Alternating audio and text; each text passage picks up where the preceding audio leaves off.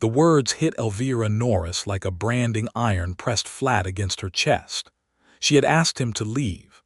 She had told him plainly, with every ounce of cold dignity she could summon after 3 sleepless nights and a week of watching her entire world collapse around her like a barn roof in a winter storm. She had stood in the doorway of what remained of her father's farmhouse, her hands clenched at her sides, her jaw set so hard she thought her teeth might crack, and she had said, "There is nothing here for a man like you, nothing worth staying for. Move on." And Bernard Turner, who had ridden into Caldwell, Kansas on a dusty Thursday in October of 1882 with nothing but a worn saddle, a pistol on his hip, and a silence around him that felt older than the plains themselves, had looked at her with those dark, unhurried eyes and said it. Said the thing that unraveled every carefully constructed wall she had built since her father's murder. "I have no land and no name," he said, quiet as the wind before a storm. "But I have all the time you need." Elvira felt something break open inside her, not the sharp, violent break of grief she had been living with for 7 days, something slower, something terrifying. Because she recognized in that moment that she had wanted someone to say exactly that to her for so long she could not remember a time before the wanting, and she hated him for it.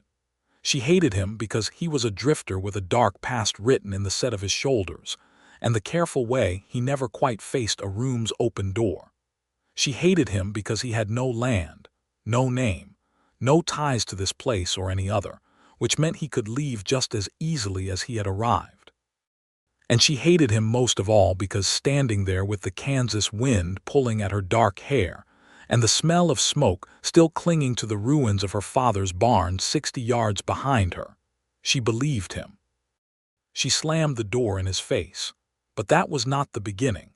The beginning came 8 days earlier, on a Tuesday that had seemed ordinary enough when Elvira woke to it.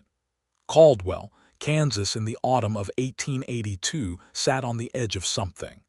The cattle drives from Texas had been rolling through for years, and the town had grown fat and nervous on their money. Saloons pressed up against dry goods stores, and the sheriff's office sat between a barber shop and a claims office as though law and commerce were simply 2 sides of the same coin, which in Caldwell they largely were.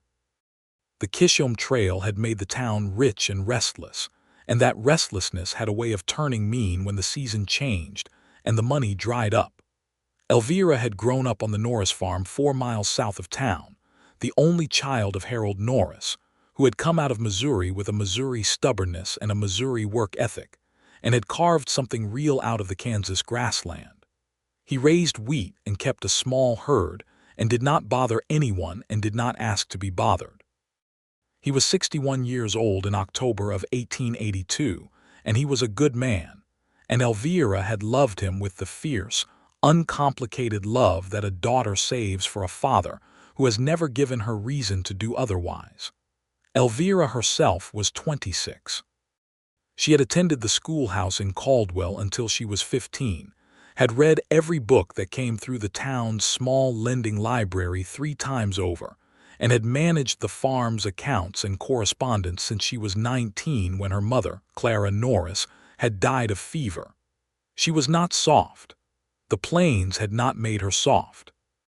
But she was not bitter either, not yet, and she had a laugh that surprised people who met her for the first time because it came so quickly and so genuinely, and seemed to belong to a woman with considerably fewer burdens than Elvira actually carried.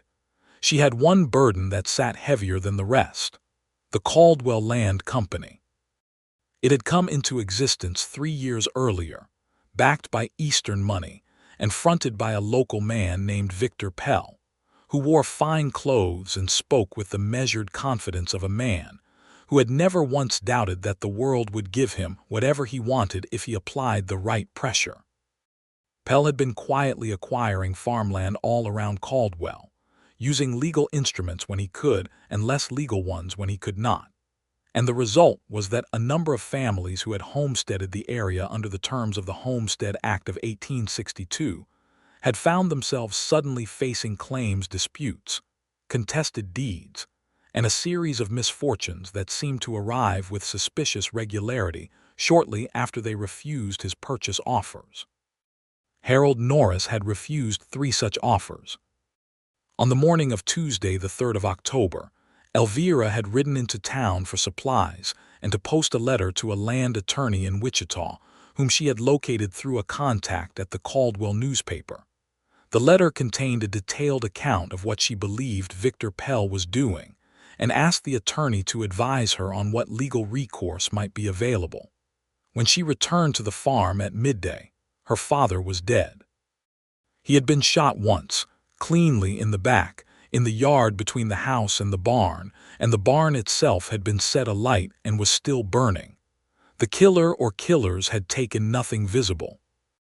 There were boot tracks in the soft earth, but Elvira, kneeling in the dirt beside her father with her hands pressed flat against his still chest, and a sound coming out of her that she did not recognize as her own voice, was not thinking about tracks.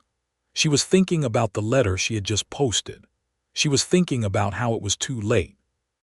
She was thinking about how she had ridden away from her father that morning and had not looked back when he raised his hand to wave at her from the porch, and how that was the last time she would ever see him alive, and she had not looked back. Sheriff Dale McCready came out from town when Elvira sent word with a passing rider. He was a careful man, McCready, in the way that men who work for their position rather than inherit it tend to be careful. He looked at the boot tracks and at the fire and at Harold Norris's body, and he said all the right things. He said he would investigate. He said justice would be served. He said Elvira should go stay with neighbors, the Hartley family, until things were sorted out. What he did not say, and what Elvira noticed he did not say, was anything about Victor Pell. She stayed at the Hartley farm for 2 nights, and on the 3rd day went back to her own property because she could not stand the feeling of being displaced from her own land, which felt, in the wake of her father's murder, like a second death. She cleaned the house, and she buried her father in the plot beside her mother, and she waited for Sheriff McCready to bring her news, and the news did not come. It was on the 4th day after her father's death that she first saw Bernard Turner. He was riding north along the farm road, which cut past the Norris property on its way toward town, and he would have passed without incident except that Elvira's horse, a roan mare named Cora, had gotten through a gap in the fence and was standing in the middle of the road with the absolute calm of an animal that sees no problem with its own behavior. The drifter stopped his horse. A big gray gelding with road dust worked into its coat, and sat looking at the roan mare with patient consideration. He did not shout or wave his arms. He simply waited, and after a moment he made a soft sound with his tongue, and the roan mare, apparently charmed, stepped aside.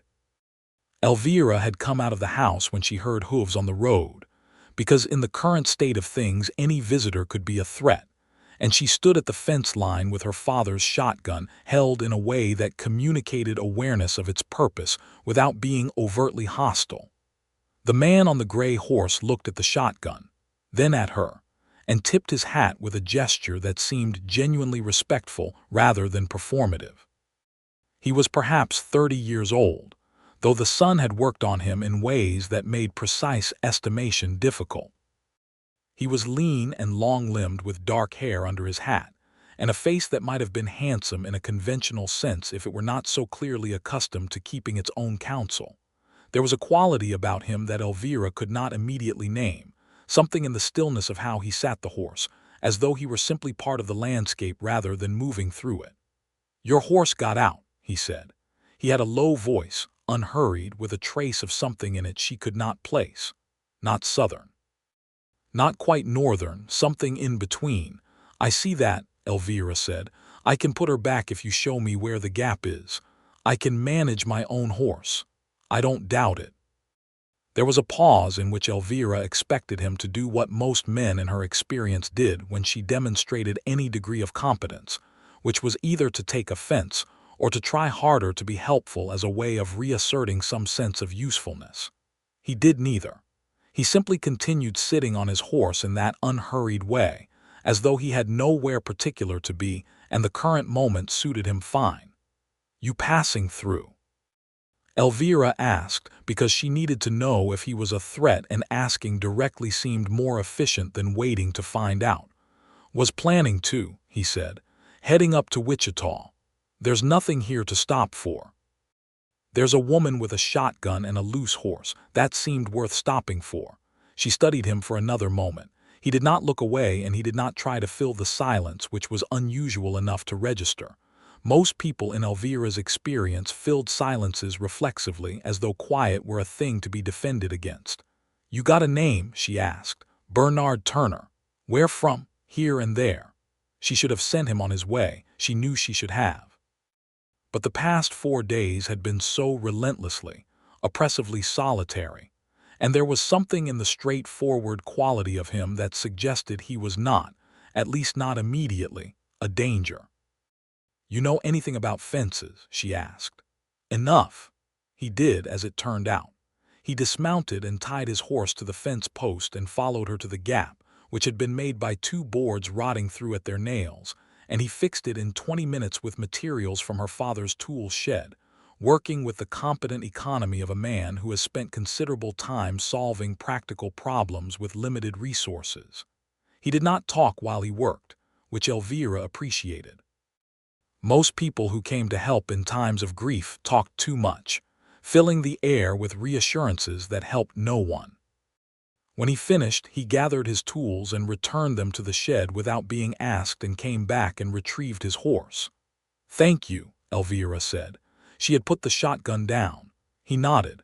He was about to remount when he glanced toward the ruins of the barn, which still stood as a blackened skeleton against the pale October sky, and something shifted in his expression. Not dramatically, not theatrically. Just a small tightening around the eyes that said he had noted the barn and drawn conclusions from it. "That was recent," he said. "A week ago." Another silence. He did not ask what had happened. He did not offer condolences. He just sat with the fact of it and let her decide whether to add anything. And Elvira, who was desperately tired of people asking questions she could not answer and offering comfort she could not receive, found that she appreciated the restraint enormously. "You got somewhere safe to stay?" he asked at last. "I'm staying here. It's my land." He looked at the house and the burned barn and the wide flat land around it and nodded once slowly, as though he had assessed the situation and found her answer not entirely surprising. "I'll be in town a few days before I head north," he said, "if you need anything." It was such a careful, qualified offer. Not pressing, not presumptuous. Just a fact left on the table for her to do with as she chose. She almost told him she would not need anything. Instead, she said nothing, and he mounted his horse and rode toward Caldwell, and Elvira watched him go with a feeling she could not quite categorize, something between unease and a relief she did not think she had any right to feel.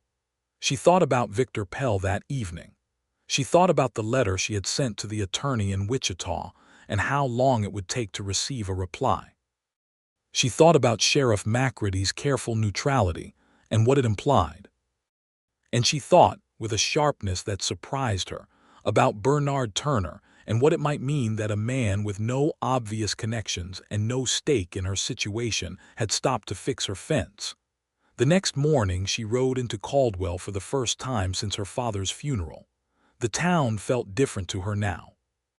It had always been a place she existed in rather than belonged to, but now she moved through its main street with an acute awareness of how people looked at her, some with sympathy and some with the particular avoidance that comes from not wanting to be associated with trouble. She went to the sheriff's office first. McCready was at his desk with paperwork and a cup of coffee that had clearly been sitting long enough to be indifferent to temperature. He stood when she came in, which she credited to him, and offered her a chair. "Miss Norris," he said, "I was planning to come out to see you today." "What have you found?" Elvira asked. "We're still looking into it." "It has been 6 days, Sheriff. These things take time. My father was shot in the back on his own property, in the middle of the day. Someone wanted him dead, and had a reason for wanting it, and I think we both know what that reason was." McCready set down his coffee cup with the careful deliberateness of a man choosing his words. Miss Norris, I understand you've been through something terrible. I want to find who did this just as much as you do. Do you? I beg your pardon. Victor Pell made 3 offers on our land. My father refused all 3. 2 weeks before my father died, Pell's man came out to the farm and told my father that refusing to sell was a decision he would come to regret. Elvira kept her voice level. I told you this at the funeral. You did, Macready said carefully. And I'm looking into all possible explanations. Are you looking into Victor Pell? The pause that followed was a fraction too long. I'm looking into everything, Macready said. Elvira looked at him for a long moment. She had known Dale Macready since childhood. She had no specific evidence of corruption or bad faith, but the pause had been a fraction too long, and she had her father's instinct for reading people, and what she read in Macready's careful face was not dishonesty precisely, but something related to it. The presence of a conflict he was not disclosing. She stood. Thank you for your time, Sheriff. She was crossing the street toward the dry goods store when she nearly walked into Bernard Turner, who was coming out of the barber shop with his hair newly cut and his jaw freshly shaved, and who looked in the morning light somewhat more definitively handsome than she had assessed him to be the previous day. Miss Norris, he said, with that hat tip that she was already beginning to recognize. Mr. Turner, she stopped. I didn't know you knew my name. Bartender at the Lone Star told me. I asked. A beat. I hope that's not an imposition. It should have been unsettling. In her current situation, a strange man asking questions about her should have been alarming. But there was a quality about how he said it, direct and without artifice, that made it feel less like surveillance and more like honest acknowledgement that he had been curious and had acted on it in a straightforward way. Why did you ask? She said. Wanted to know whose land I'd been on. And Harold Norris was a good man. I heard about what happened to him. Elvira felt the familiar pressure behind her eyes that came whenever someone said her father's name in the past tense. She had been managing it for 6 days and she was very tired of managing it. You knew my father? She asked. No, but people talk, and the way they talk about a man tells you something. She studied him. He was standing in the mid-morning sun with his clean-shaved face and his worn clothes and that absolute quality of unhurriedness that seemed to be his fundamental nature, and she thought about what she knew of him, which was almost nothing, and what she felt about him, which was confusing and therefore annoying. What brings you to Caldwell? She asked. Passing through, like I said. People who are passing through don't usually spend a week here. I extended my stay. Why? He looked at her with those unhurried dark eyes. I'm not entirely sure yet, he said. It was the most honest answer he could have given her, and she recognized it as such, and that recognition did something to the protective architecture she had been building around herself since the moment she had found her father in the yard. It did not tear it down, but it found a crack. She had coffee with him at the small restaurant on the main street because it was 10 o'clock in the morning and she was cold, and the conversation seemed like it was going to be worth having. She told him about the Caldwell Land Company and Victor Pell, and the 3 refused offers and the visit from Pell's man. She told him about the letter she had sent to the Wichita attorney. She told him about Macready's pause. He listened without interrupting, which was a quality she had encountered rarely enough to value extravagantly. When she finished, he was quiet for a moment. Then he said, What do you know about Pell? He came here from St. Louis about 5 years ago. Has money behind him, Eastern money. He controls the land company and he has interests in the stockyards. People in town are either on his payroll or afraid of him. He stays inside the law just barely, or at least inside what can be proven. Who enforces for him? A man named Cord Danvers and 2 others. Bernard set down his coffee cup. Cord Danvers, he said, in a tone that suggested the name was not unfamiliar. Elvira looked at him sharply. You know that name? I know the type, he said, and she had the distinct impression that was not quite what he had started to say. She let it go. The problem is proof, she said. I can't prove Pell ordered my father's death. Without proof, the sheriff does nothing, either because he's afraid or because he's compromised. The letter you sent to Wichita. It'll be at least 2 weeks for a reply if the attorney takes the case. 2 weeks is a long time. I'm aware of that. He looked at her again with that steadiness that she was starting to find both comforting and infuriating in equal measure. There was something he was not saying. She could feel it with the same certainty she felt the approaching cold in the October air. But she did not press him, not then. She rode home that afternoon with the feeling that the world had shifted slightly on its axis, in a direction she could not yet determine was good or bad. The letter from the Wichita attorney came sooner than expected, carried by a rider who had made good time from the north, and it arrived 8 days after she had sent hers. The reply was from a man named James Alderdice, and it was cautious but interested.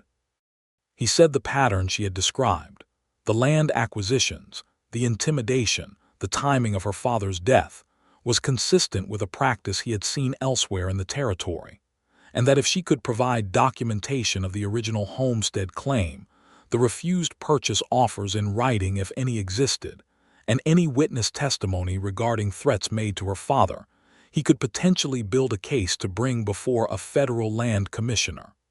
Elvira had documentation. Her father had been meticulous. She had the original homestead certificate, the land survey, and 2 letters from Victor Pell's office outlining purchase terms that she had kept precisely because they might one day be needed. What she did not have was witness testimony. She had been seeing Bernard Turner almost every day for the past week. He came out to the farm on some days, ostensibly to help with repairs she could not manage alone. On other days she rode into town and encountered him in a way that had stopped feeling accidental and started feeling like something neither of them was quite ready to name. They talked. They talked in the way that people who are both carefully private talk when they finally find someone with whom privacy does not feel necessary, cautiously at first, and then with a gathering momentum that kept surprising her. She learned things about him.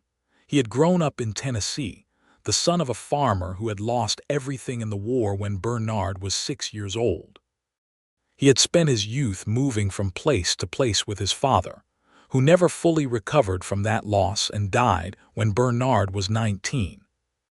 Since then Bernard had been what he was, a drifter, moving through the West with a set of skills that kept him useful, and a philosophy about belonging that had developed out of necessity and hardened over time into something that looked like conviction. He had done things he was not proud of. He said this plainly, without drama, and Elvira appreciated the plainness. He did not elaborate, and she did not push, because she was living in a world where the past was a complicated country, and she had no interest in judging a man's whole history by its rougher passages. What she noticed most was his fundamental decency. It was not performed decency.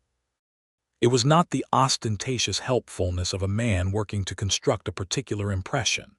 It was the matter-of-fact decency of someone who had thought carefully about how to move through the world and made decisions accordingly.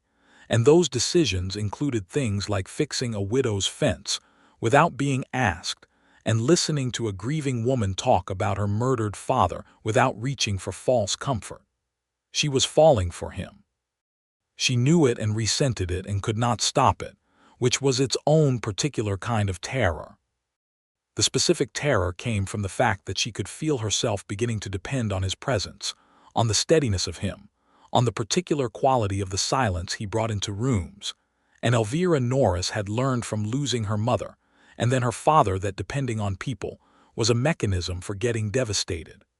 Drifters did not stay. Men with no land and no name and no stake in a place moved on when the pull to move on became stronger than the pull to stay. And a drifter of his particular type, rootless by long practice and by something that felt more essential than circumstance, would inevitably move on. She told herself this every morning, and it did not help. On the morning of the 11th day after her father's death, which was the 4th day after receiving Alderdice's letter, something happened that changed the shape of everything.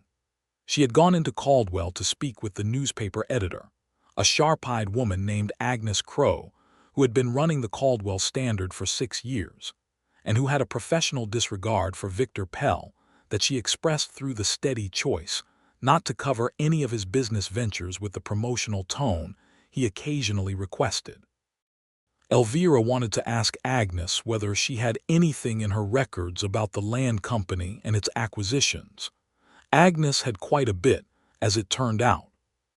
She had been keeping notes for 2 years, she said, out of a reporter's instinct that the story was building toward something significant. She showed Elvira a file that contained property records she had copied from the county courthouse, a list of families who had sold land to the Caldwell Land Company and the prices they had received, and a timeline that showed a disturbing correlation between refusals to sell and subsequent misfortunes. "I've been waiting for someone to come in here with a reason to make this publishable," Agnes said. "The problem is that everything I have is circumstantial. Pell's lawyers would chew through it in an afternoon." "I have documentation," Elvira said. "Purchase offer letters, original homestead certificate." "That's better than anything I have alone," Agnes said. "But documentation of the offers and the refusal isn't the same as proof of murder, Elvira." "I know. I need witness testimony." "Who witnessed the threats against your father?" Elvira had been thinking about this for days. The visit from Pell's man had been made when Elvira was in town. Her father had told her about it that evening. There had been no one else present, or at least no one she knew of. "My father didn't mention anyone else being there," she said slowly. "But we have a neighbor, old Jonas Whitfield, whose property backs up against ours on the east side. He spent a lot of time near the fence line. He might have heard something." "Whitfield is 68 years old and half-deaf," Agnes said, not unkindly. "He's also one of the few people around here who isn't afraid of Victor Pell." She found Bernard Turner outside the land company office when she came out of the newspaper. He was leaning against the hitching post across the street with the particular quality of casual attention that she had learned meant he was watching something without wanting it to be obvious he was watching something. "What are you doing here?" she asked. "Taking the air," he said, "in front of Pell's office. Fresh air is available most places." She looked at him. There was something different about him today. Not dangerous exactly, but there was a tautness in the line of his shoulders that had not been there yesterday. "Bernard," she said, using his name without thinking about it, which she noted with some internal alarm. "What is going on?" He looked at her for a moment and then said, "Come take a walk." They walked along the edge of town where the buildings gave way to open grassland and the wind came unimpeded off the plains. He was quiet for long enough that she had to resist the urge to fill the silence. "I know something about Cord Danvers," he said at last. "You said you knew the type." "I said that." He paused. "That wasn't entirely honest. I rode with Danvers for about 3 months years ago before he came to Caldwell. He was working for a man in Colorado doing the same kind of work he does for Pell." Elvira stopped walking. "You rode with him." "I did. I'm not proud of it. I was 19 and broke, and I made bad decisions about who I kept company with." He looked at her directly. "I left when I understood fully what the work involved, but I rode with him." She felt the complicated mixture of feelings that came with real information about a person's darker history. The urge to pull back warring with the recognition that he was telling her this for a reason, and had chosen honesty when concealment would have been easier. "Why are you telling me now?" "Because Danvers saw me in town yesterday. He recognized me." Bernard's voice was even. "He came over and had a conversation with me that was structured in a way designed to communicate that he knew things about my past that could make life difficult for me if I were to, say, get involved in complications in this town." "He threatened you." "He was more polite than that, but yes. He threatened you because of me." It was not quite a question. "Because of you," he confirmed. She processed this. "So you have a reason to leave," she said carefully. "A good reason, a sensible reason." "I do. And you're telling me instead of leaving." "I'm telling you instead of leaving," he said. "Yes." The Kansas wind pulled at her hair and the afternoon sun stretched long shadows across the grass. She looked at him and he looked at her, and the moment had the particular quality of a hinge. the kind of moment that a life turns on that you can identify as it's happening if you are paying close attention, and Elvira Norris had always paid close attention. "You don't owe me anything," she said. "No," he agreed. "You have nothing to gain by staying." "That depends on what you count as gain." She turned away from him and looked at the horizon, which was flat and golden and completely indifferent to human complications. She felt the thing she had been feeling for the past week expanding inside her to a size she could not continue to pretend was manageable. She also felt the cold reality of her situation, alone on contested land with a dead father and a corrupt sheriff and a powerful enemy, and no official protections worth the paper they might be written on. "The neighbor, Jonas Whitfield," she said, turning back to him. "I think he might have overheard the threat Pell's man made to my father. I need to talk to him." "I'll ride out with you," Bernard said. She wanted to refuse. The independence she had built across her whole life insisted she refuse. But independence was not the same as foolishness, and a woman riding alone to a neighboring farm to ask questions that might provoke powerful enemies was closer to foolishness than she was willing to be. "Tomorrow morning," she said. "First light." Jonas Whitfield was, as Agnes Crow had noted, 68 years old and somewhat hard of hearing, but he was also entirely in possession of his faculties, and possessed of the specific clarity of memory that comes to old people in relation to moments of heightened significance. When Elvira and Bernard arrived at his farm the following morning and explained what she was looking for, Jonas sat quietly for a moment, then got up and poured them both coffee from the pot on his stove. "I didn't come forward," he said when he had sat back down. "I should have come forward." "You were afraid," Elvira said, and she did not say it as an accusation because she understood the cost of being afraid and would not add to anyone's burden by shaming them for it. "Danvers was there," Jonas said. "Pell didn't come himself. He sent Danvers and one other man. I was working the fence line and they didn't see me." Danvers told Harold that if he didn't accept the offer there would be consequences. He used the word consequences. Jonas paused, and then he said that Harold was an old man and old men had accidents. The kitchen was very quiet. Elvira held her coffee cup with both hands and felt the cold clarity of confirmed knowledge settle through her. "Would you testify to that?" Bernard asked. "In front of a federal land commissioner." Jonas looked at him and then at Elvira. "Federal," he said. "There's an attorney in Wichita who believes this can be brought before federal jurisdiction," Elvira said. "Victor Pell has apparently been doing this in other counties as well. If we can document a pattern and provide testimony, there's a chance to not only address my father's case but to dismantle the land company entirely." Jonas was quiet for a long time. The fear was visible in him, and Elvira did not minimize it because it was entirely rational. Victor Pell had already demonstrated his willingness to have people killed. "I'm an old man," Jonas said at last. "I don't have as much to lose as some." He looked at Elvira with an expression that contained the whole weight of his guilt about not coming forward. "Your father was a good man, Elvira. He deserves better than the silence I've been giving him." He agreed to testify. Riding back to the Norris farm, Elvira felt something she had not felt since before her father's death.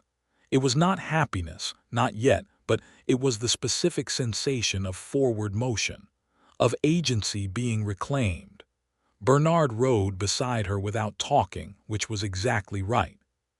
He seemed to understand that she needed to be with her own thoughts for a while, and he gave her that space with the effortlessness of someone who had learned that giving people what they actually need rather than what you imagine they need is a form of love, though neither of them would have used that word yet. They reached the farm at midday. Elvira dismounted and turned to him with a directness that she had resolved on during the silent ride back. "The night my father died," she said, "I was in town posting a letter. I was away from him when he needed me." Bernard looked at her steadily. "I have been managing the guilt of that every day," she continued, "and I have been managing it alone because there is no one I can say it to who will not immediately try to talk me out of feeling it." "I won't try to talk you out of feeling it," he said. "I know," she looked at him, That is why I said it to you, he nodded once. He did not reach for her or offer platitudes or tell her it was not her fault, any of the things that well-meaning people had been trying to give her for almost 2 weeks. He simply received what she had said and held it, and in the holding there was an acknowledgement that the feeling was real and that she was allowed to have it, and that was worth more than any amount of reassurance. She wrote to James Alderdice in Wichita that afternoon, informing him of Jonas Whitfield's willingness to testify and of the specific content of the threat Whitfield had overheard. She sent the letter with a rider to Wichita that evening, paying him well from the small savings she kept in the house. 3 days passed. Bernard came to the farm each morning and they worked together on the tasks the farm required, practical work that had a steadying quality, and they talked in the evenings on the porch with the October sky going through its colors above them. She learned more about him. She told him more about herself. She told him about the specific loneliness of being an educated woman in a frontier town, of having read everything she could find and thought carefully about everything she had read, and having almost no one nearby with whom to discuss any of it. He listened to this with recognition rather than condescension, which surprised her. "Books were how I survived my father's grief," he said. "Whatever I could get my hands on, anything at all." "What did you read?" "Everything, history, natural science, anything philosophical. I read a battered copy of Emerson's essays so many times it fell apart." Elvira looked at him. "Emerson," she said, "is that unexpected? From a man who spent 3 months riding with Cord Danvers?" "Yes, slightly." He almost smiled at that, almost, but not quite. It was the thing about him, that the smile was always approaching without quite arriving, like a weather system that was building somewhere on the horizon and had not yet reached you. She was very much in love with him by this point. She knew it with the same certainty she knew the position of the sun in the sky. It was not comfortable knowledge. It sat in her chest like something unresolved, demanding attention she could not fully afford to give it given everything else that was demanding attention. On the 4th day after she had sent the letter, Victor Pell himself came to the farm. He came in a good carriage with 2 men riding alongside, one of whom was Cord Danvers. Elvira saw them from the window and felt the cold shock of their arrival move through her before she mastered it and walked to the door. Pell was 50, broad-shouldered, with a well-trimmed beard and the kind of expensive clothing that was designed to demonstrate prosperity without being ostentatious. He had the carefully pleasant face of a man who had conducted a great many difficult conversations and had learned to manage the surface of his expression, while the interior remained entirely separate. He stepped down from the carriage and removed his hat and walked toward the door with the specific courtesy of someone who knows that courtesy is effective camouflage. "Miss Norris," he said, "I wanted to come in person to express my condolences on the loss of your father." Harold was a man I respected enormously, even if we had our disagreements. Elvira stood in the doorway and looked at him. She had thought about what she would say if she ever found herself face to face with this man, and she had rehearsed versions of it, but standing here now in the October afternoon with the burned skeleton of her father's barn in her peripheral vision, she found that what she actually said was simpler than any rehearsed version. "What do you want, Mr. Pell?" His expression adapted smoothly to her directness. "I wanted to let you know that I'm in a position to offer you a price for this property that would allow you to relocate comfortably and begin a new life elsewhere." Given your circumstances, he named a figure. It was a reasonable figure. It was even a generous figure by some measures. Elvira recognized this and also recognized it for exactly what it was, the final step in a process that had begun with her father's death and was structured to end with her departure. "I'm not selling," she said. Pell's pleasant expression did not change, but something behind it shifted. "Miss Norris, I understand you're grieving, and I don't wish to press you in such a difficult time. But I think if you consider your situation practically—" "My situation," Elvira said, "is under the attention of a federal land attorney in Wichita." I think that's relevant to any practical consideration of my options. The shift behind Pell's expression became slightly more definite. I wasn't aware of that, he said, and the word was almost certainly true, and the truth of it was clearly unwelcome. I imagine there are several things you're not aware of, Elvira said. I hope to make some of them more apparent in the near future. Good afternoon, Mr. Pell. She went back inside and closed the door. Her hands were shaking very slightly, and she sat down at the kitchen table and waited for the shaking to stop. Through the window she watched Pell's carriage sit in the yard for a full 2 minutes before it turned and went back down the road. Cord Danvers on his horse looked at the house for a long moment before following. Bernard arrived an hour later. He had not been at the farm when Pell came. Elvira told him what had happened and watched him listen with the careful attention he always brought to her words. He knows about Alderdice now, Bernard said. Yes. He'll try to move quickly, either to acquire the property before any federal involvement or to compromise the case. How would he compromise the case? Bernard was quiet for a moment. Witnesses, he said. He'll try to reach Jonas Whitfield. They looked at each other. I need to go to Whitfield's farm, Elvira said, already standing. I'll go, Bernard said. I'll ride faster alone. You write another letter to Alderdice explaining what happened today and what Pell knows. Get it sent tonight if you can. She wanted to object to the division of labor, but she could see the logic of it, and she was not interested in being contrary when her father's justice was at stake. Be careful, she said. He looked at her for a second, that near smile at the edge of his expression. Always, he said, which she suspected was not strictly true, but which she chose to accept in the spirit it was offered. He was gone for 6 hours.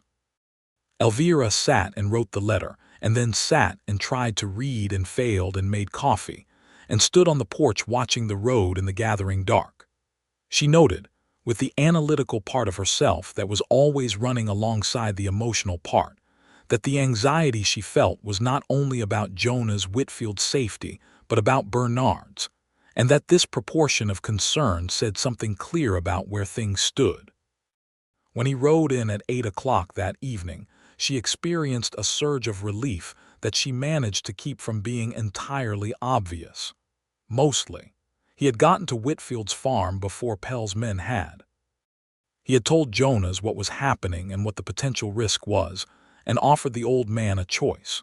Jonas could retract his agreement to testify and remain quiet and probably be left alone by Pell, or he could keep his agreement to testify, in which case he needed to consider his safety seriously. Jonas, Bernard told her, had sat with this for a while, and then said that he was 68 years old and had made a habit of keeping his head down his entire life, and he was fairly sick of it. Elvira laughed when Bernard said this. It came out of her with a realness that surprised her, that genuine surprised laugh of hers that had been absent for 2 weeks. She covered her mouth with one hand, and Bernard looked at her with an expression that was not quite the smile, but was several degrees closer to it than usual. He's going to stay with his daughter's family in town for the next few weeks, Bernard said, until this resolves.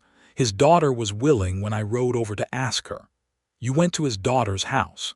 It seemed like the practical next step. She looked at him. This man who had no land and no name and no stake in any of this, who had extended his stay in Caldwell for reasons he had said he was not entirely sure of, had spent his evening riding between farms to protect an old man he had met once. This man with the dark past and the near smile and the Emerson essays that had fallen apart from being read too many times. Why, she said, she meant it more broadly than just the evening's errand, and she thought he understood that. He looked at her for a moment without speaking. Then he said, because it matters. The situation matters. Yes, and you matter. He said it the same way he said everything, without performance, just plainly. That's not a pressure. I'm not saying it to create an obligation. I just want you to know that it's true. She was standing very close to him.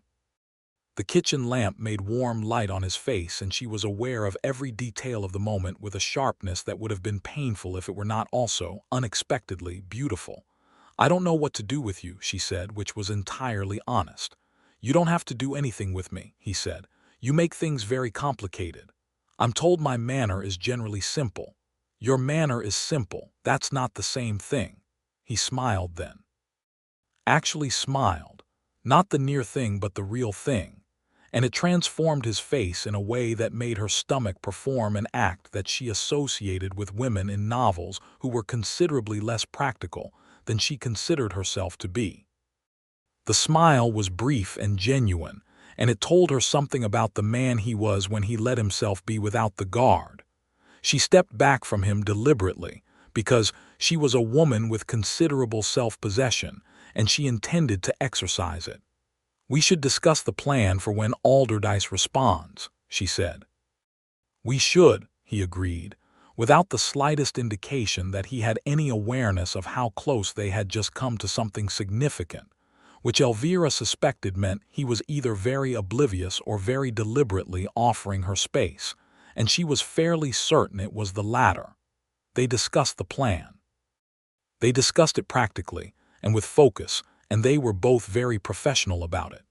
It was only after he had gone back to town, and she was lying in her father's house in the dark listening to the wind, that she allowed herself to sit with what the evening had actually been, which was a man of extraordinary fundamental decency, telling her she mattered in the same simple, unpressured way that he did everything, and her realizing that she had no architecture left that was capable of defending against that.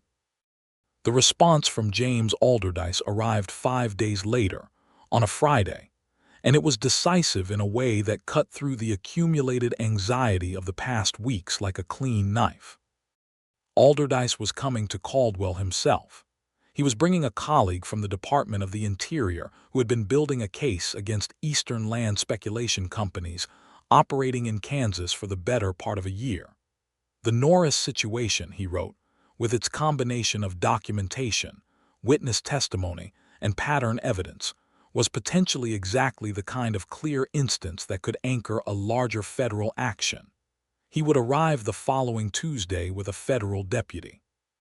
Elvira read this letter twice and then sat for a full minute, and then went outside and stood in the yard looking at the October sky, which was very blue and very high, and let herself feel something she had not allowed herself to feel since the morning she had found her father, which was hope. She rode into town immediately to find Bernard. She found him at the restaurant where they had first had coffee, which had become a kind of unofficial meeting point for them. She walked in and said, "Alderdice is coming Tuesday with a federal deputy," and Bernard set down his coffee cup and looked at her, and the expression on his face was so genuinely pleased for her that she had to look away for a moment to manage herself. "That changes everything," he said. "The timing matters. We need Jonas to be safe and available to testify. We need my documentation secure. And we need to make sure Pell doesn't do anything reckless before Tuesday." "What does reckless look like?" "Attempting to pressure me, attempting to reach Whitfield, attempting to physically intimidate anyone involved." "He wouldn't do anything in his own interests," Bernard said. "Making a move in the days before a federal lawyer arrives would be the worst thing he could do. He's a careful man. He's a careful man who knows that if this case moves forward, he faces federal criminal exposure for my father's murder minimum. Careful men become less careful when the stakes get high enough."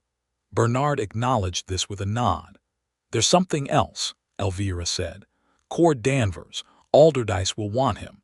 He's the one who made the direct threat to my father. He's the one who ordered it, or at least was present for the ordering. Danvers won't wait to be handed to a federal authority," Bernard said carefully. "That's not how he operates. Then what will he do?" A pause. "He'll run," Bernard said. "If he thinks the situation is closing in, he'll disappear and find new employment elsewhere. That's what he does."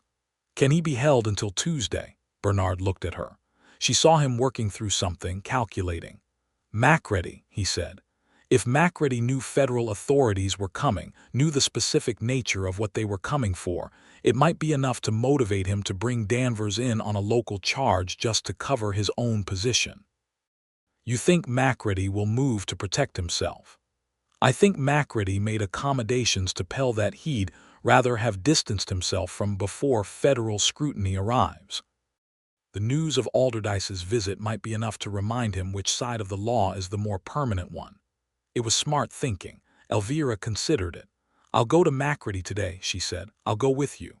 I know you don't need me," he said. "I'd like to go anyway." She looked at him across the small table in the morning light. She thought about all the ways he had shown up in the past 2 weeks. The fence, the barn repairs, Jonah's Whitfield, the evenings on the porch, the way he listened. The way he gave her space, the way he said things plainly without dressing them up. "All right," she said.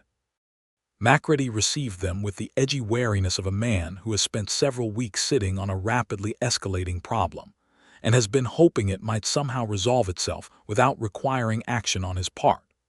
When Elvira told him that James Alderdice from Wichita was arriving Tuesday with a federal deputy, and that the Department of the Interior had an active interest in the Caldwell Land Company's operations, she watched the calculation move visibly across Macready's face. He asked several careful questions. He confirmed the specific nature of the federal charges being considered. He asked about witness testimony and documentation. Then he said, "Cord Danvers is still in town." "As far as we know," Bernard said. "I'll bring him in on a local charge," Macready said. "Disturbing the peace. I can hold him for 72 hours without issue." "Tuesday is 3 days," Elvira said. "Exactly," Macready said with the tone of a man who is quite thoroughly distancing himself from his previous accommodations. She felt something resolve in her chest. Not everything, not the grief which would take considerably longer than 3 weeks to work through. Not the complicated tangle of what was developing between her and Bernard, which was its own separate country requiring exploration. But the mechanism of justice beginning to move was something, and she held it carefully. Danvers was brought into custody that evening. The town felt different the following morning. Quieter. The specific quality of apprehension that had been in the air for weeks shifted into something more neutral. Victor Pell, hearing the news of Danvers's arrest and of Alderdice's impending arrival, did not flee. He engaged a lawyer instead, which was the action of a man who had spent his life believing that legal mechanisms could be managed and controlled given sufficient resources. He was not wrong in general terms, but the specific case building against him involved federal jurisdiction and a pattern of behavior across multiple counties, and a single attorney in Kansas was not sufficient to manage it. James Alderdice arrived on Tuesday with his colleague from the Department of the Interior, a solid, methodical man named Henry Birch, and a federal deputy named Caulfield who had the calm, authoritative manner of someone entirely accustomed to federal proceedings in complicated frontier situations. The following 2 days were the most intense of Elvira's experience since her father's funeral. She presented her documentation, her father's homestead certificate, the Caldwell Land Company purchase letters, the account of the visit from Pell's man. Jonah's Whitfield gave his testimony about the specific threat he had overheard. Agnes Crow provided her 2 years of recorded data on the land company's acquisitions. Bernard provided a sworn statement about his prior knowledge of Cord Danvers's methods and history. That last part had cost him something, she knew. He said it plainly and without embellishment in front of Alderdice and Birch and Caulfield. The months he had ridden with Danvers in Colorado, the nature of the work, his departure when the full reality of it became clear to him. He offered it not as exculpation, but as evidence relevant to the case, and Alderdice took it as such. Elvira watched him giving that statement and thought about what it cost a man with a carefully guarded history to put it plainly before a federal proceeding, and she thought about it for a long time afterward. On the 3rd day, federal warrants were issued for Victor Pell and Cord Danvers on charges including murder, conspiracy, and violation of federal homestead protections. Pell was taken into custody at his office in Caldwell by Deputy Caulfield. Danvers, already in Macready's jail, was transferred to federal custody. Elvira stood outside the land company office and watched Victor Pell being walked to a wagon. He looked at her as he passed. She looked back at him. She did not say anything. There was nothing to say. Justice was a cold thing when it finally arrived, colder than she had expected, because it did not change the fact of her father lying in the ground 50 yards from her mother, or the fact of that morning when she had ridden away from him without looking back. Bernard was standing beside her. He said nothing either. He just stood there, which was exactly what she needed. That evening, on her porch with the last of the October light going amber across the plains, Elvira finally cried properly. Not the controlled, managed grief she had been carrying for 3 weeks, but the real thing, the uncontrolled version that has no dignity and no structure and was long overdue. She sat on the porch steps and put her face in her hands and let it happen. Bernard sat down beside her. He did not put his arm around her or try to stop it or try to comfort her in any way that required her to manage his discomfort with her grief. He just sat there in the solid, unhurried way of him, close enough that she was aware of his presence as a warmth against the cooling evening air, and let her cry. When it was over, she sat with her face still in her hands, feeling wrung out and very tired and somehow lighter. "I didn't look back," she said into her palms. "The last morning, he waved from the porch and I rode away and I didn't look back." "No," Bernard said quietly. "I don't know how to stop thinking about it." "You probably won't stop thinking about it," he said. "But it'll change. It'll become something you carry rather than something that carries you." She lifted her face from her hands and looked at him. The evening light was very golden on the side of his face. He was looking at the horizon, giving her privacy even as he sat beside her, and she thought about all the times over the past weeks that he had demonstrated this specific form of care, the care that puts another person's comfort and dignity above the caregiver's need to be seen caring. "What are you going to do now?" she asked. He turned to look at her. "What do you mean?" "The situation is resolved. Pell is in custody. Danvers is in custody. Alderdice has what he needs for the federal case." She looked at him steadily. "You were heading to Wichita when you came through Caldwell." He was quiet for a moment. "I still have no land," he said, "and no name that means anything in this place." "I know that. I should tell you that in case it matters to you. I know that too," she said. "It doesn't, Elvira. It doesn't, Bernard." He looked at her and she looked at him, and the whole open Kansas sky was above them, going from gold to purple to the first darkening blue of evening, and the wind moved through the grass with the sound that she had been hearing her whole life, and she thought about permanence and impermanence and what it meant to build something with a person who had spent his whole life without roots. "I have all the time you need," he said. It came out quiet and plain, the way he said everything, but there was something different in the quality of the quiet. Something exposed, something that had taken courage to put into the open air. "Whatever time you need to figure out what you want, whatever time you need to grieve, whatever time you need to decide whether a man with no land and no name and a complicated history is worth any amount of your consideration. I have all of it. I'm not going anywhere unless you tell me to." Elvira Norris, who had been managing everything alone for her entire adult life and had been very good at it, and had been very proud of being good at it, looked at this man who had shown up in the middle of her worst month and fixed things, and listened and gone to bat for an old man and a dead man's legacy, and sat beside her while she fell apart and put his dark history on the table in front of federal authorities, and was now offering her time as the one gift he had that cost him something to give. "I don't want you to go," she said. The words were very simple. So was what they contained. Bernard looked at her for a moment, and then he did something he had not done in 3 weeks of steady presence. He reached over and took her hand, just that, not dramatically, not with any performance, just took her hand and held it in his in the cooling evening air. They sat on the porch steps while the sky finished its evening business and the first stars appeared, and they did not say anything else for a long while, and the not saying was as full of content as anything either of them had spoken.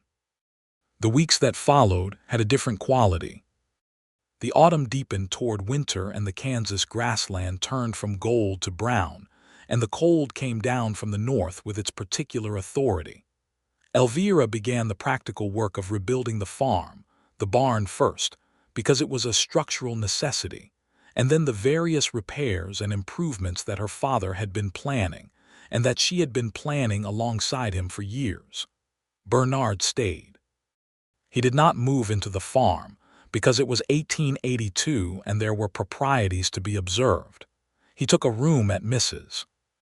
Albright's boarding house in town, which gave Caldwell society a minimum of purchase for gossip while not impeding the reality of things, which was that he was at the farm most days working, and that the evenings they spent together on the porch or around the kitchen table were the best parts of both their days.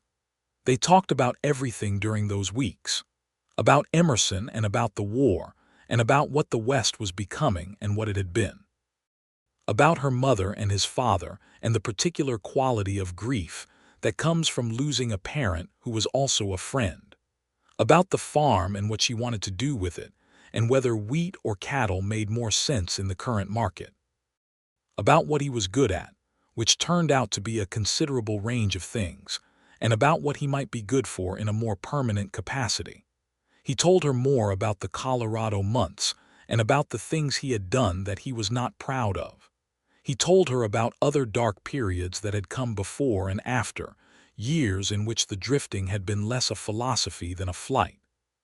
She listened to all of it with the full attention she gave to things that mattered, and when he finished she said, "Do you think a man is the sum of the worst things he's done?" "I used to," he said. "What changed?" He thought about it. Finding out that a person can hold all of it and still choose differently going forward. Emerson called it self-reliance, but I think it's more specific than that. I think it's self-reckoning. She looked at him. "Self-reckoning," she repeated. "Knowing what you've been and choosing what to be instead. Have you chosen?" "Yes." "When?" He looked at her steadily. "I think it was somewhere between fixing a fence on a farm outside Caldwell and watching a woman with a shotgun decide whether I was worth trusting." Elvira laughed. The real laugh, the surprising one, the one that belonged to a version of herself that had more joy in it than the version she had been living in for the past month. Bernard watched her laugh, and the near smile was fully present and then fully real, and she thought she would like to spend a significant portion of the rest of her life making that smile happen. He proposed to her in December, in the kitchen of the Norris farm, on a Sunday evening after dinner, when the stove had the room warm and the winter wind was doing its work outside, and the oil lamp was throwing good light. He did it simply, without kneeling dramatically or making speeches, because he was not a man who did things dramatically. He said that he wanted to stay. He said that she was the first place he had ever wanted to stay. He said he understood that the land was hers and the house was hers and the history of this ground was hers, and that he was not coming to it as a claimant but as a partner, and that if she wanted him in that capacity, he wanted the same. Elvira considered him across the kitchen table for what was probably 30 seconds but felt much longer. "You said you have no name," she said. "Bernard Turner is a name. It's a name I've had no occasion to be proud of until recently." "I have a name worth being proud of," she said. "Harold Norris gave it to me and I intend to keep it, but there's room on the farm for a Turner alongside the Norris." He looked at her. "Is that a yes?" "It is a yes," she said, "of an entirely unambiguous kind."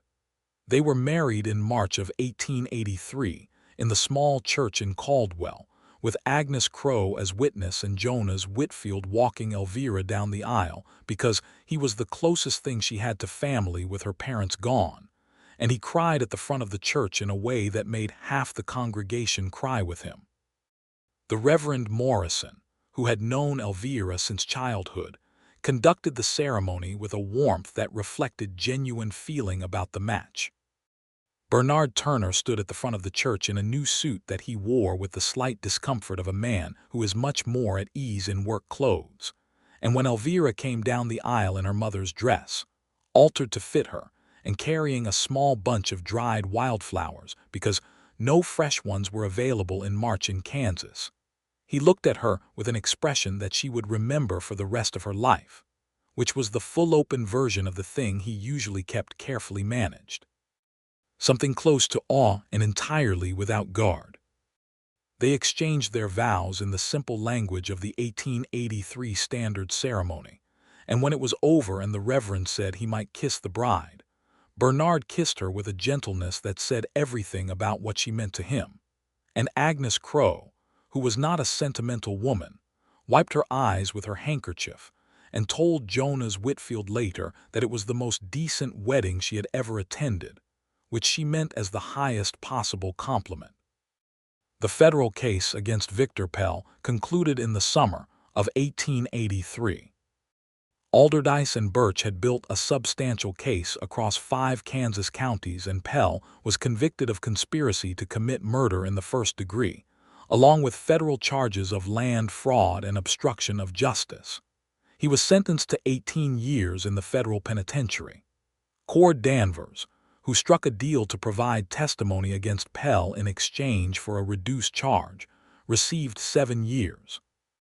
McReady resigned from the sheriffship in the spring of 1883, citing health, which was the accepted fiction for a situation that everyone understood.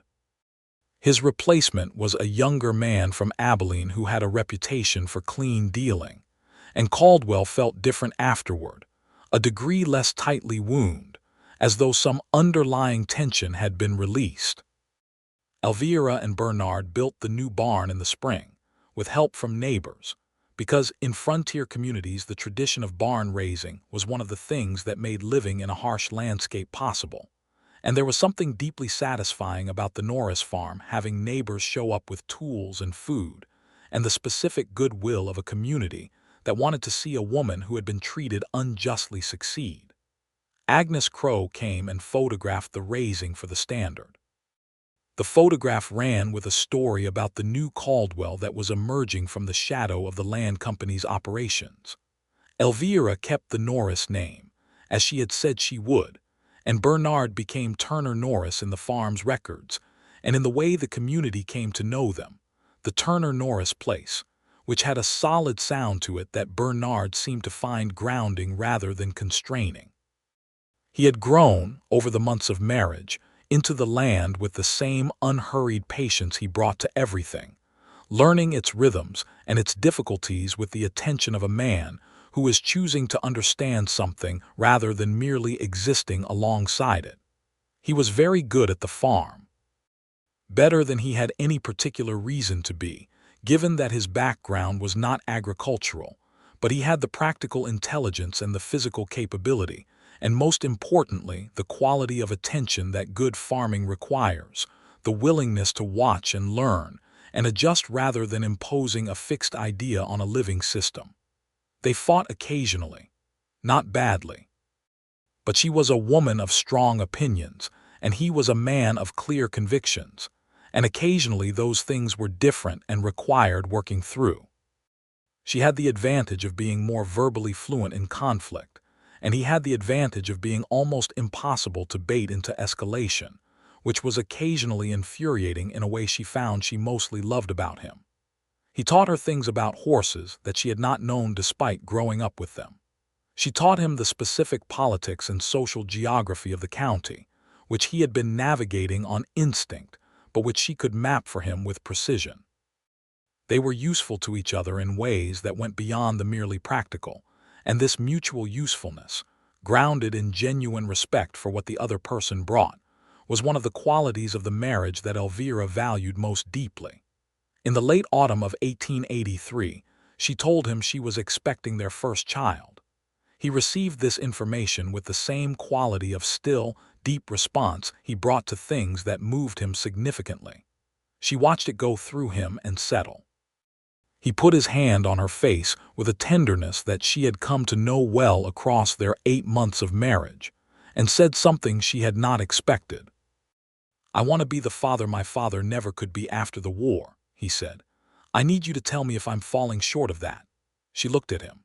"You are already more than that," she said. Their son was born in June of 1884. They named him Harold Bernard Turner Norris, Harold for Elvira's father and Bernard for his own, because names carry things, and they wanted this child to carry the weight of 2 men who had loved their children with imperfect and complete devotion. He was a very healthy child with his father's dark hair and his mother's determined brown eyes, and he announced his arrival in the world with considerable volume and apparent confidence, which Elvira told Bernard suggested he had taken after her side. Bernard held his son for the first time in the June afternoon light of the farmhouse bedroom, and Elvira, exhausted and entirely present, watched him look at the baby with an expression that she would later tell Agnes Crowe was the most beautiful thing she had ever seen, which Agnes Crowe found so uncharacteristically sentimental from Elvira that she printed it in the Standard without attribution. Jonas Whitfield, when he came to see the baby the following week, held Harold with the practiced ease of a man who had grandchildren of his own, and told Bernard Turner that Harold Norris would have been very satisfied with how things had turned out. Bernard thanked him quietly, and they sat together on the porch and shared a cup of coffee in the Kansas afternoon, two men who had been brave at different moments and in different ways, in the comfortable silence of people who have earned each other's company. The farm grew. Elvira's management of the accounts and her knowledge of the agricultural economics of the region made her an effective decision-maker about what to grow and when, and for whom, and her relationship with Agnes Crowe gave her access to a network of information about market conditions that most farm operations lacked. Bernard's physical capabilities and his knack for practical solutions to mechanical and structural problems meant that the farm operated with an efficiency that earned them a degree of modest prosperity, not lavish but solid in building. They added cattle in 1885 and a second barn in 1886. Bernard, with the contacts he had acquired over his years of moving through the territory, established a relationship with a stock dealer in Wichita that gave them better prices than the local stockyards. Elvira began writing occasional pieces for the Standard about agricultural economics and frontier land rights, which Agnes published and which circulated further than either of them expected, establishing Elvira a small but real reputation in the territory as someone worth listening to on land matters. James Alderdice wrote to them periodically. He had built the Pell case into a precedent that had been cited in two subsequent federal land fraud cases in other states, and he told Elvira in one letter that the testimony and documentation she had provided had been, in his opinion, the pivot point of the entire undertaking. Elvira read this letter at the kitchen table, and then read it again, and then sat with it in her lap for a while, feeling her father's presence in the quiet room. She thought about him often. Not with the sharp guilt of the early months anymore, but with the softer, more enduring grief of someone who has integrated a loss rather than been divided by it. She thought about his hands and his voice and the way he had said her name. She thought about the wave from the porch. She had stopped torturing herself about not looking back slowly over the years, with Bernard's help, which had mostly taken the form of simply being present enough in their life together that the past could exist as past rather than as a perpetual accusation. Harold Bernard grew into a loud, funny, surprisingly tender-hearted boy who had his father's patience with animals and his mother's ferocious intellectual curiosity, and who by the age of 4 was trailing Bernard around the farm asking questions at a rate that Bernard answered with thorough, unfailing patience, which Elvira considered the most extraordinary evidence of his character that she had ever witnessed. In the winter of 1886, she told him she was expecting again. Their daughter was born in August of 1887. They named her Clara, for Elvira's mother, and she came into the world with considerably more composure than her brother had, which Elvira said meant she had taken after Bernard's side, and he accepted with evident satisfaction. Clara had her mother's coloring and her grandmother's name, and from the beginning a quality of serene observation that made people feel that she was taking careful notes, which Elvira suspected she was. Bernard, watching his daughter sleep one evening in the lamplight, said something quietly that Elvira almost missed. He said, "I spent 30 years with no place to be from." He paused. "I'm from here now." Elvira looked at him across the room. The lamp made warm light on his face, and on the baby's face, and on the whole ordinary sacred interior of the life they had built. She thought about the October morning when a man on a gray horse had stopped on her road and fixed her fence without being asked. She thought about a man who had said plainly that he had no land and no name, but had all the time she needed, and how that had been the truest and bravest thing anyone had ever said to her, and how the years since had been the proof of it. She crossed the room and stood beside him, and he put his arm around her, and they stood together looking at their daughter sleeping.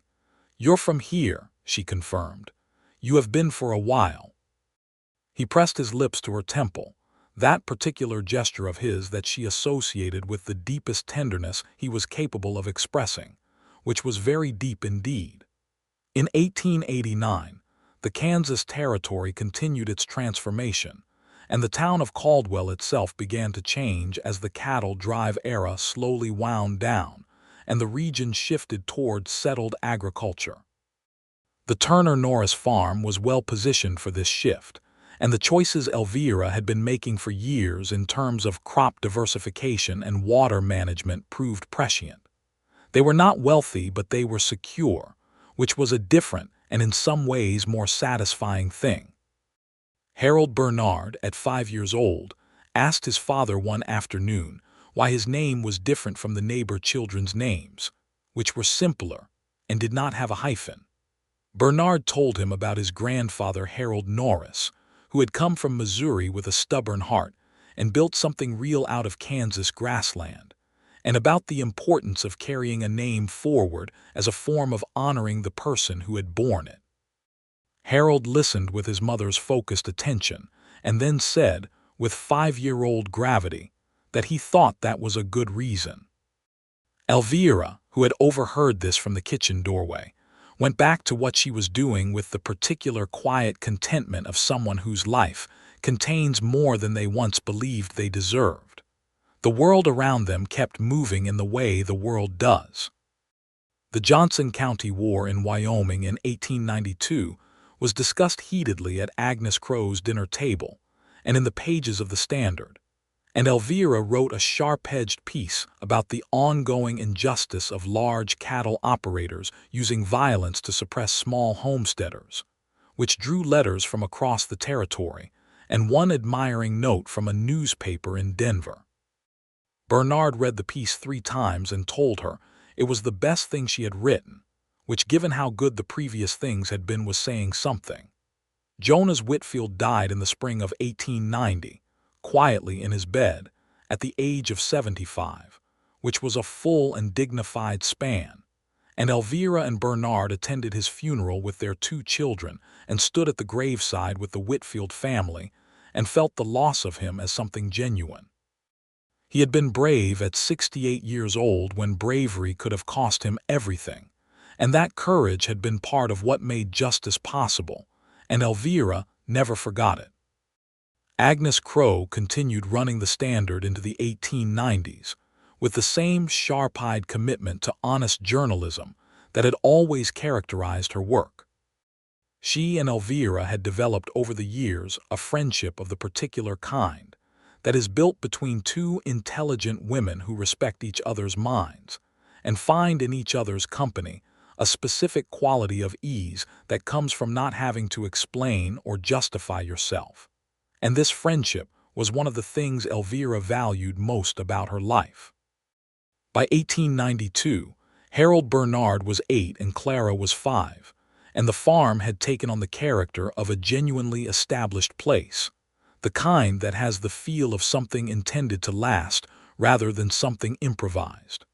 The house had been expanded to accommodate the family, with Bernard doing much of the building himself in the methodical way he brought to physical work. The new rooms had good windows because Elvira had specific opinions about light, and he had listened to those opinions with the care he always gave to things that mattered to her. They had a 3rd child in 1893, a 2nd son whom they named James, partly for James Alderdice, and partly because Elvira had come to feel that the name had associations with the kind of legal courage she wanted to honor. James Turner Norris arrived in February with the same volume and determination as his older brother, and with his father's particular eye color, that dark, unhurried regard that Elvira had been reading for a decade now and still found, on certain mornings when the light was right, as interesting as the day she first encountered it. Bernard, at 41, was a man who wore his history differently than he had at 30. The years and the rootedness had not softened him exactly, but they had settled him in a way that was visible. The difference between a man carrying something and a man who has set it down somewhere safe. He was respected in the county in the way that people who are genuinely competent and genuinely honest tend to be respected, not loudly or ceremonially, but in the solid, practical way that matters in communities where competence and honesty have real consequences. He occasionally spoke at county meetings about agricultural practices and water management, always briefly and always specifically, without the oratory that characterized most such occasions. People listened to him because he said useful things without wasting their time saying useless things, which was a rarer quality than it should have been. He never stopped being a man who could sit in silence comfortably. This had not changed. And Elvira had never stopped finding it the quality about him that she was most grateful for. This ability to be present without demanding anything of the presence, which had given her more space to be herself over the course of their marriage than she had known it was possible to have with another person. On an evening in the autumn of 1893, 10 years and nearly 1 month after he had ridden past her farm on his way to Wichita, Bernard Turner sat on the porch of the house he had helped build on the land he had not been born to, watching the October sky do its work above the Kansas plains. Elvira came out and sat beside him with 2 cups of coffee and gave him one, and they sat together looking at the horizon, where the light was going through its evening changes, gold to copper to rose to the deep blue that preceded the dark. Inside the house, Harold Bernard, 9 years old, was reading with the focused intensity he had inherited directly from his mother. Clara, 6, was almost certainly conducting some quiet, systematic investigation of something that she would explain in thorough detail the next morning. James, 8 months old, was sleeping with the emphatic commitment of infancy. 10 years, Elvira said. Bernard looked at her. You rode past this property 10 years ago this month, she said. He was quiet for a moment. I remember it precisely. What do you remember precisely? A woman in a doorway with a shotgun deciding whether I was worth trusting. He looked at her, and thinking that the woman had excellent judgment and it would be a reasonable life project to be someone worth trusting by her. Elvira looked at the horizon. The last of the copper was leaving it and the first stars were coming through. In the east the sky was already deep and dark and very full. You said you had no land and no name, she said. I had neither. You have both now. He considered this with the unhurried attention he brought to things. Then he said, I have both now. She turned to look at him. This man who had stopped on her road, who had fixed her fence, who had sat beside her while she cried for her father, who had put his dark history on a federal record to serve justice, who had proposed across a kitchen table without performance or pretension, who had held his children with the same deliberate tenderness he brought to everything, who had become from here after 30 rootless years, and had made her believe that rootlessness could be chosen rather than imposed, and that choosing roots was its own form of courage. She put her hand over his on the porch railing. You have everything, she said, and she meant it with the specific, grounded certainty of a woman who has built her life with clear eyes and is not deceived about its value. He turned his hand over and took hers. The Kansas sky spread itself above them in all its impossible breadth, indifferent to human significance in the way that large things are indifferent, and the wind moved through the grass, with the sound that Elvira had been hearing her whole life, and that Bernard had been hearing for 10 years now, and that Harold Bernard and Clara and baby James were growing up with as their most fundamental ambient music. the sound of this specific piece of earth going about its business beneath a sky that never ran out of room. Inside, someone stirred. Harold Bernard's voice called something about supper. Clara's answering voice had the measured, informative quality that seemed to characterize her relationship with all subjects. From down the hall, James made a small sound in his sleep, one of those soft, unconscious baby sounds that are entirely unself-conscious and entirely sufficient. Bernard stood and offered Elvira his hand, and she took it and stood, and they went inside together, to their children and their supper and their lamplit ordinary evening, to the life they had made out of grief and courage, and the particular stubborn faith of a man who had offered his time, when time was the only honest thing he had to give. The door closed behind them. The porch was empty, and the night came down over the Turner Norris farm, and the stars did their slow work across the Kansas sky, and out on the road where a man on a gray horse had stopped one October morning a decade ago, there was only the wind and the grass and the far dark horizon, and the land held all of it in its flat, patient way, the history of people who had loved each other honestly under very large skies, and found that this was enough, and more than enough, and sufficient for a whole life.